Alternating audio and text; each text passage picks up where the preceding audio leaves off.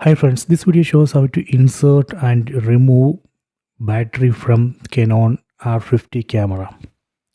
First we have to make sure that camera is in off state. We have to turn off the camera.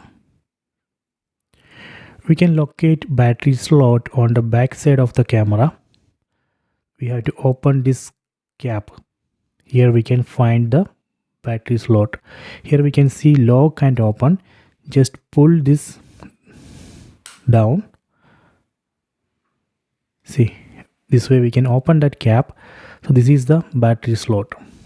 I am going to insert this Canon LP-E17 battery. When you insert, right, this Canon label has to come this side. So this is a position which we have to insert this battery into this camera. Then we can insert it like this. Then push. See, done. Then close the cap, lock it. So this way we can easily insert the battery. So next I will show you how to remove the battery. Unlock and open the cap. Then here we can see one lever. This lever we need to pull down. See, then we can remove the battery.